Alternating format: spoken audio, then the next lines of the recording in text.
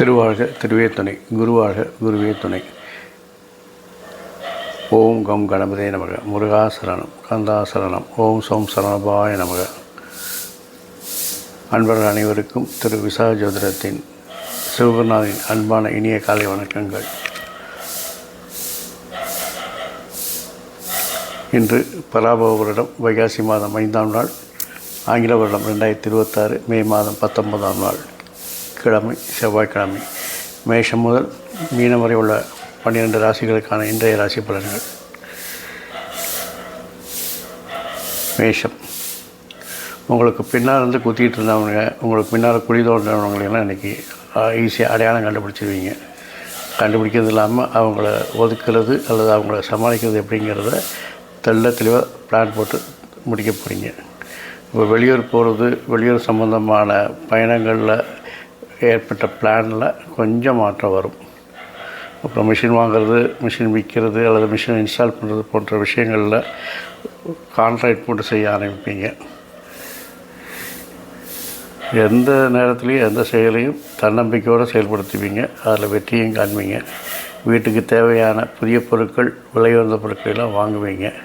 பங்கு பிரிக்கிறது, புதிய சொத்தில் பாகப்பிரிவினை பண்ணுறது விஷயங்களுடைய இதெல்லாம் உங்களுக்கு ஈஸியாக முடியும். ரிஷபம், தொழில் சம்பந்தமாக நிறைய பார்ட்னர்ஸ் அல்லது ஃப்ரெண்ட்ஸ் எல்லாம் உங்களுக்கு அதிகரிப்பாங்க. பார்வை தொடர்பான கஷ்டங்கள், அதாவது கண் பார்வை குறையிற மாதிரி இருந்ததுன்னா அதெல்லாம் கொஞ்சம் தெளிவாக கொஞ்சம் மருத்துவம் பார்த்துக்கோங்க. அதனால் உங்களுடைய பிரச்சனைகள் தீரும். தம்பதிக்குள்ள ஒரு ஒற்றுமை உண்டாகும். கணவன் மனைவிக்குள்ளே இருந்த கருத்து வேறுபாடுகள் மறையும். மற்றவங்களுடைய தேவைகளை அறிஞ்சு அது நிறைவேற்றுறதுனால உங்களோட எல்லோரும் விருப்பப்படுவாங்க. நீங்கள் எல்லோரையும் கவர்ந்து இழுப்பீங்க. ஒரு சமூகத்தில் மதிப்பு மரியாதை கூடும். உங்கள் எண்ணங்கள்லாம் நிறைவேறும். அது எப்படி நிறைவேறுங்கன்னா துரிதமாக வேலையெல்லாம் செஞ்சு அதை நிறைவேற்றி கொள்வீங்க. பேச்சுக்கள் மூலம் புதிய புதிய வாய்ப்புகள்லாம் கிடைக்கும். பேசியே நிறைய ஆப்பர்ச்சுனிட்டிஸ் உண்டாக்குவீங்க. மிதுனம், பெற்றோர் போன்ற மூத்தவர்களை எல்லாம் அனுசரித்து செல்லணும். அவங்க சொல்கிற வார்த்தைகளை கேட்டிங்கன்னா நல்லாயிருக்கும். விதண்டமான பேச்சுகளை தவிர்த்துருங்க. கல்வியில் ஏற்ற இறக்கமான சூழ்நிலை இருக்கிறதுனால மாணவர்கள் கவனமாக படிக்க வேண்டிய காலம் இது. நண்பர்கள்ட்ட எதிர்பார்த்த உதவிகள்லாம் தாமதமாகும். அதுக்காக நம்மளோட கோச்சிக்காதீங்க. அவங்க சூழ்நிலையை நீங்கள் புரிஞ்சுக்கணும். ஏன் உதவி செய்யலைங்கிறது அவங்க சேர்ந்து யோசிங்கன்னா அது புரியும். புதிய முயற்சிகள்லாம் சிந்தித்து செயல்படவும் தவிர்ப்பது நல்லது. அக்கம் பக்கத்தில் அட்ஜஸ்ட் பண்ணி போங்க. உயர் அதிகாரிகளை மிக அட்ஜஸ்ட் பண்ணி போகணும். அவங்களோட ஜாக்கிரதையாக பழகிறது ரொம்ப நல்லது. கடகம், உங்களை சுற்றி இருப்பவங்களாம் எப்படிப்பட்டவங்கிறது புரியக்கூடிய காலம் இது. அதனால் மனம் தெளிவாக இருக்கும். இருந்தாலும் அது தெரிஞ்சுக்கிட்ட பிறகு அது எப்படி ப்ரொசீட் பண்ணுறதுங்கிற ஒரு இனம் புரியாத குழப்பங்கள்லாம் இருக்கும். அதெல்லாம் சமாளித்து போயிடலாம், கவலைப்படாதீங்க. கணவன் மனைவிக்குள்ள ஒரு அந்யோன்யம் தோன்றும். இது வரைக்கும் இந்த கருத்து வேறுபாடுகள் குறையும். கொடுத்த வாக்குறுதிகளை காப்பாற்றுவீங்க. அதை செஞ்சிங்கனாலே வாழ்க்கை துணை உங்களுக்கு ரொம்ப அந்யோன்யமாக இருந்துருவாங்க. தவறிய சில பொருட்களை பற்றிய தகவல் கிடைக்காமல் போன தகவல்கள்லாம் இப்போ உங்களுக்கு கிடைக்கும். ஏதாவது திருட்டு போச்சு, அல்லது காணாமல் போச்சு, அல்லது நஷ்டமாச்சுங்கிற மாதிரி ஏதாவது விஷயங்கள் இருந்ததுன்னா அதை பற்றி ஏதாவது யார்ட்டையா சொல்லியிருந்தீங்கன்னா அதற்குரிய துப்புகள் இன்று கிடைக்கக்கூடிய நாள். உயர்கல்வி ரீதியான பயணங்கள்லாம் இருக்கிறதுனால மாணவர்கள் அதை கட்டாயம் ஏற்றுக்கொள்ள வேண்டும். அது பின்னால் உங்களுக்கு நல்ல விதத்தில் உதவும் என்பதை மனதில் வைத்துக் கொள்ளுங்கள். வியாபாரங்கள் நன்றாக அபிவிருத்தியாகும். சிம்மம், எதுலேயும் தனித்துவமாக செயல்படணும்னு நினைப்பீங்க. அது தப்பு இல்லை. ஆனால் எல்லோரையும் அரவணைச்சு போகணும். உடன் பிறந்தவர்கள் ஆதரவாக இருப்பாங்க. சமூக பணிகளில் கொஞ்சம் ஆர்வம் உண்டாகும். இது வரைக்கும் இந்த சுணக்கம்லாம் குறைஞ்சி நல்ல சுறுசுறுப்பாக இருப்பீங்க. சேமிக்கணும்னு இப்போ தான் தோணுங்க உங்களுக்கு. ஏன்னா சேமிப்புங்கிறது ஒரு உபரி வருமானங்கிறத நம்ம நிறைய இடத்துல சொல்லியிருக்கிறோம். சேமிக்கணுங்கிற சிந்தனை இருக்கணும். ஏன்னா உங்களுக்கு அடுத்த 12 குரு வரப்போகுது. அந்த சிந்தனை உங்களுக்கு வரது மட்டும் இல்லை, உறுதியாகவும் இருக்கணும். நெருக்கமான தேவைகளில் நிறைவேற்றுவீங்க. உங்களுக்கு வேண்டியப்பட்டவங்க ரொம்ப க்ளோஸாக இருக்கிறவங்களுடைய தேவைகளெல்லாம் நிறைவேற்றி அவர்களை கைக்குள்ளே வச்சுக்குவீங்க. வியாபார நிமித்தமான உதவிகள்லாம் உங்களை தேடி வரும். அதை சரிவர பயன்படுத்தினீங்கன்னா வியாபாரத்தில் நீங்கள் முன்னேறி உங்களை அடையாளப்படுத்தி கொள்ளும் அளவிற்கு நல்ல ஒரு பதில் கிடைக்கும். கன்னி, கூட பிறந்தவங்கள கொஞ்சம் அட்ஜஸ்ட் பண்ணி போனீங்கன்னா தான் குடும்பம் நல்லாயிருக்கும். அவங்ககிட்டையும் நீங்கள் ஈகோ பார்த்துக்கிட்டு அல்லது நான் சொல்கிறது தான் கேட்கணுங்கிற மாதிரி இருந்தீங்கன்னா கொஞ்சம் கஷ்டம்தான். அதனால் கொஞ்சம் விட்டு கொடுத்து போங்க. மனதுக்கு பிடிச்ச பொருளெலாம் வாங்கி குமிப்பீங்க. அது ஆடம்பர பொருட்களாக இருந்தால் தவிர்த்துருங்க. வீட்டுக்கு தேவையான ஒரு தடவைக்கு 2 தடவை யோசித்து வாங்குங்க. வெளிநாட்டு தொடர்புகள், வெளிவட்டார தொடர்புகள்லாம் அதிகரிக்கும். பேச்சில் கொஞ்சம் கோபத்தை குறைச்சிக்கிறது நல்லது.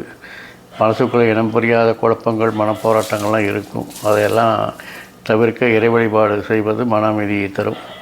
வியாபார வளர்ச்சிக்கான முயற்சிகளை எல்லாம் மேற்கொண்டு வியாபாரத்தை முன்னேற்ற முயற்சி செய்யணும். வியாபாரத்தில் புதிய வாடிக்கையாளர்களை சேர்ப்பதற்கான வாய்ப்புகளை எல்லாம் தேடி பார்க்கணும். அப்போ தான் வியாபாரம் முன்னேறும். அதுவாக வளரணும்னு உட்காந்துருந்தீங்கன்னா அதெல்லாம் ஒன்றும் நடக்காது. ஸோ வியாபார முன்னேற்றத்திற்கான எல்லா விதமான வழிகளையும் ஆலோசித்து செயல்படுத்த வேண்டிய காலகட்டத்தில் இருக்கிறீங்க. துலாம்,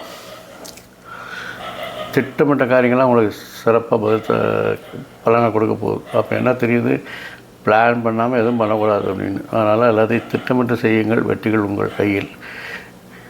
எதிர்பாராத மக்கள் நன்மை உண்டாகும். உடன் பிறந்தவர்கள் உங்களுக்கு கொஞ்சம் ஒத்துழைப்பாக இருப்பாங்க.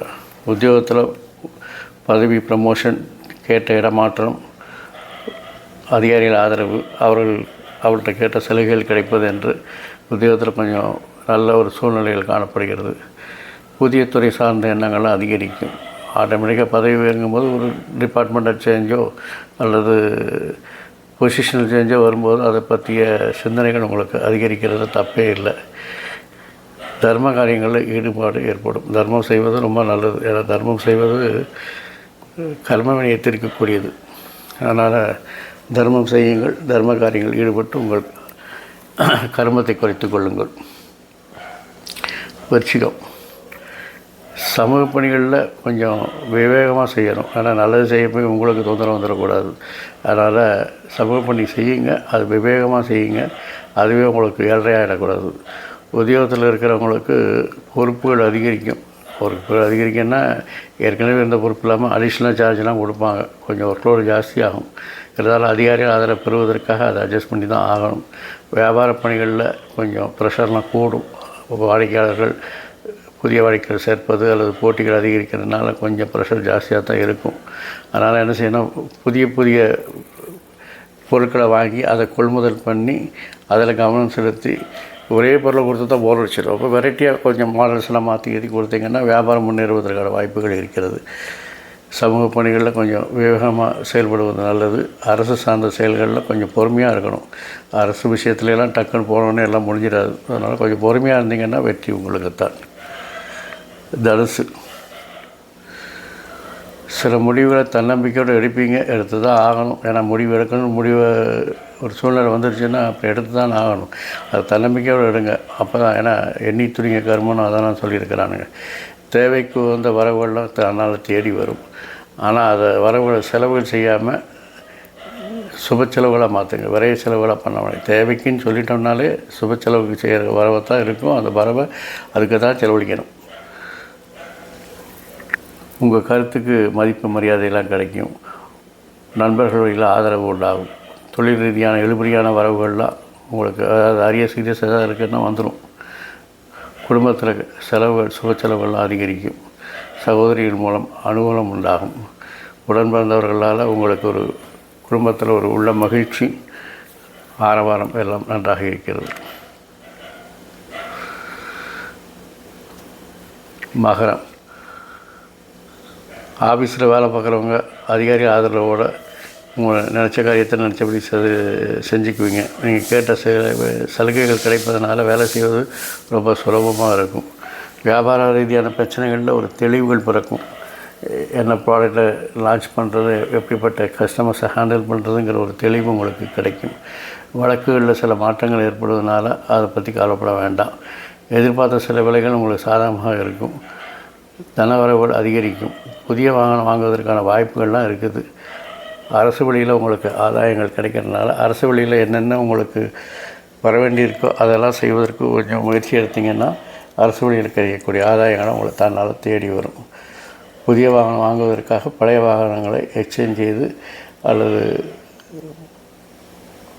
அதை விட்டுவிட்டு வேறு வாங்கி கொள்ள ஒரு அமைப்பு உருவாகிறது. கும்பம்,